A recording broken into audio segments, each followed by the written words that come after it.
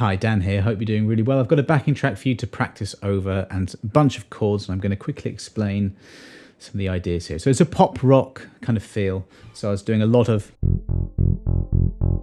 keeping it very simple, actually, just eighth notes. So 1, 2, 3, 4, 1 and 2. And I'm making these backing tracks using a great bit of software called Band in a Box, and you can really come up with different styles of music really quickly, and I do a lot of these.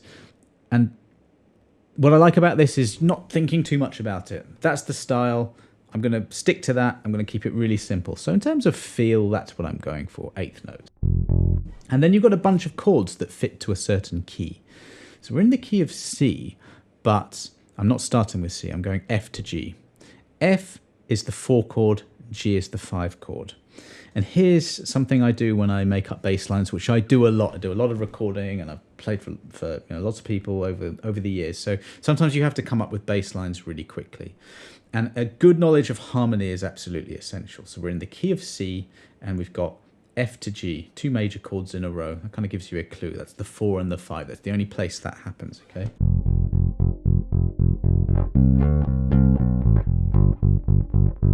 So when I'm doing little melodic ideas, got a couple of ways of thinking about it. Over the 4 chord, you have a Lydian mode. Over the 5 chord, you've got a Mixolydian mode.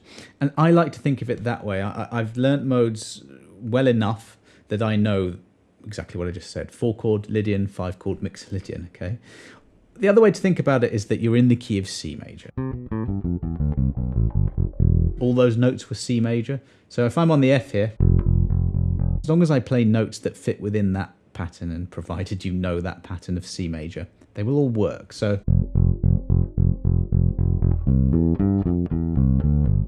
just little melodic notes using C major, and I'm thinking F Lydian there. Largely sticking to root notes.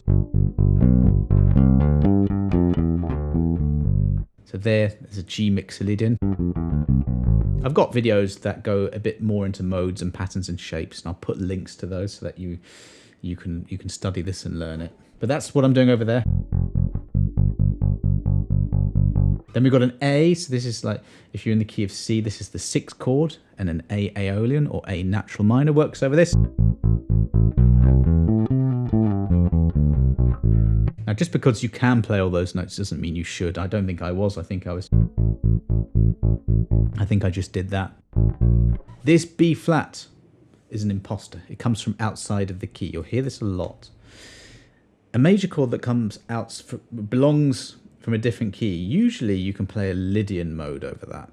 Okay, so this is a B flat. If you know your major scale, it's the same except the 4th note goes up a fret. That's a Lydian mode. And in the intro I did over that, I went. Listen to Coming Back to Life, Pink Floyd, on the live Pulse album, and you'll hear Guy Pratt does that exact same fill over a major chord that comes from outside the key. That's my nod to his great bass line there. But that's what I'm doing. So you've got a B flat, and I'm just playing notes from that Lydian around that. And then what does it do after that? Back to the F. To the G. And notice I'm just using root notes a lot, but if you wanted to make it more melodic. And then we've got this classic kind of 6-5-1 chord progression. A minor, G major, F major. If you play them like that, it sounds like you're playing an exercise, but those are your note selections. So maybe roots and thirds. So minor third for the A, and then major for the G and the F.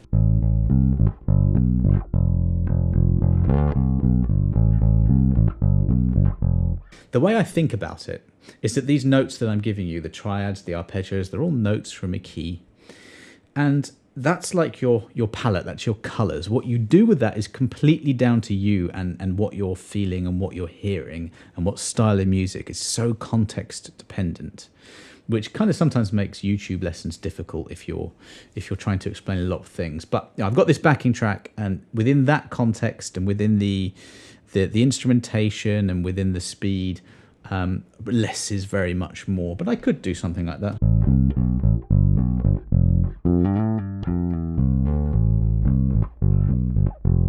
I'm already thinking that's too much. So stick to root notes.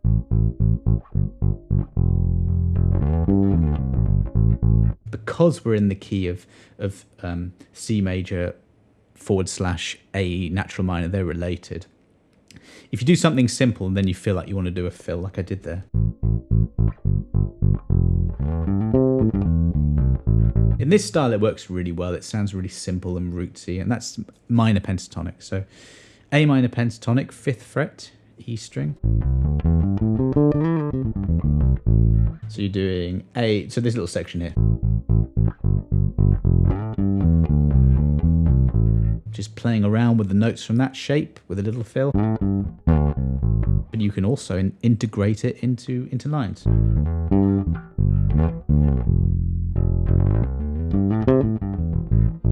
If you want to get into sort of busier styles of playing, may not work with this backing track, but it might work for other things.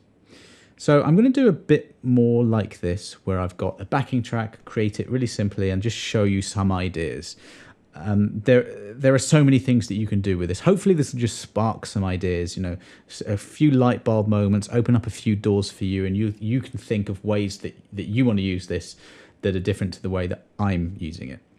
Really, if you want to learn to play bass really well, I just can't recommend enough listening to the music you like as much as possible, figuring out the bass lines, and then reverse engineering it, you know, asking yourself, why does something work? Trying to find the little modes or the arpeggios or the keys and things like that, and you'll find that there's not that much going on that's different. If you listen to a lot of my videos, watch my videos, I speak about the same thing all the time, really. So yeah, if you've got any questions, do let me know. Otherwise, do please subscribe to the channel. And if you have subscribed already, thanks so much. I don't say it enough, but thanks so much for subscribing. And any questions, throw my way. Other than that, have a great day. See you next time.